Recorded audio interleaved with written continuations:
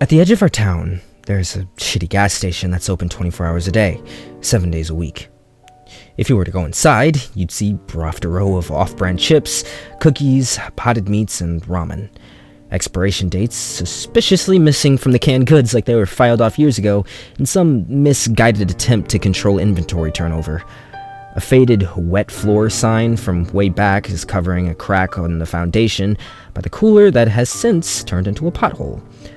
That pothole is now a collection point for sticky spill-off that has become a miniature tar pit collecting countless insect corpses and the occasional small rodent. Nobody ever complains about the aesthetic. I mean, by some providence bordering on supernatural, the health inspector has repeatedly signed off on the business, always kindly ignoring both the faint smell and some kind of mysterious chemical cocktail that is definitely the characteristic of the establishment and the family of mutated raccoons that lives in the crawl space behind the grease trap. We think they're mutated, anyway. At the very least, they must be inbred to the point of mental retardation.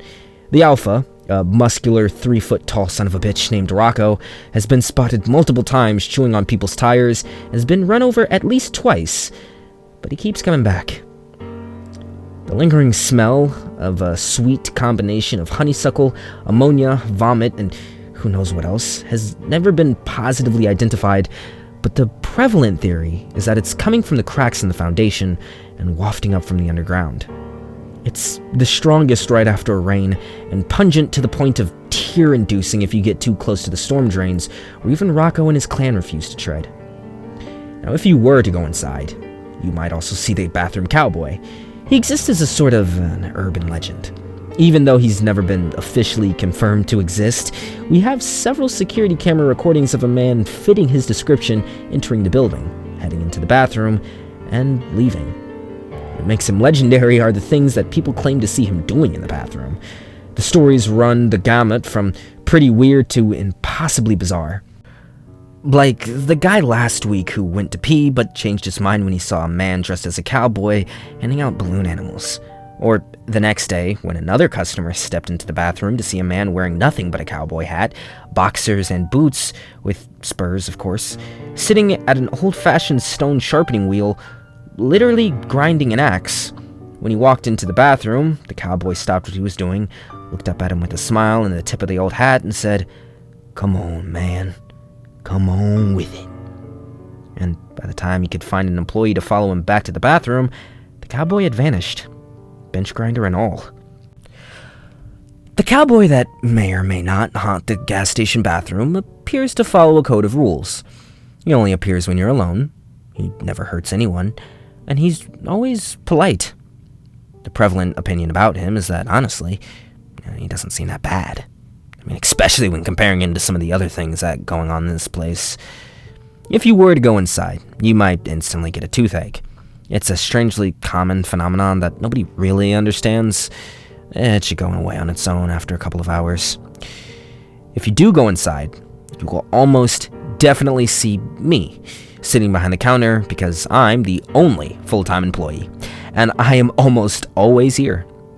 You may catch me reading a book because, for some reason, the internet doesn't really work way out here, and cell phone service is dicey on good days and non-existent on most. If you need to make a call, you can leave and go up the hill a ways, preferably back towards town because the other way will take you into the woods, and you don't even want me to go into all the reasons. Well, that's not a good idea. Or you can pay me about 25 cents a minute and use the store's landline. That arrangement was cooked up by the owners, and I have to actually enforce it because they do check the phone records. I'm sorry. While you're here, don't be offended if I don't strike up a conversation because, if I'm being completely honest, I don't always know for sure if everyone that comes through those doors is real or not. And if I had to acknowledge every single person in that place that would be an actual person, I'd lose my mind. We don't need any more of that going on around here. I guess that the point I'm trying to make is weird things happen to me working at this shitty gas station at the edge of town. I wish I could easily decide what the weirdest thing to ever happen to me was, but I can't. There were so many. I've seen a total of 4 coffins inside of the store on 3 different occasions. I've met at least a dozen people wandering back into town from the woods, claiming that they had escaped aliens or government conspirators or the like, and they had no money but needed to make a call, and could I please just let them use our phone before they find them again. But rules are rules, and I'm not going to lose my job just because you didn't escape captivity with a little pocket change. And then there was Farmer Brown. Yes, that was his real name, who got mad at us and complained about the bulk feed that we'd been ordering him. See, he insisted that something was wrong with the product because all his animals suddenly had human faces. We settled with him by charging a significant discount on his next couple of purchases. He stopped coming in one day, and they found what was left of his body inside of a bathroom at his farmhouse that had been locked from the inside. As far as I know, I still really haven't figured out what had happened.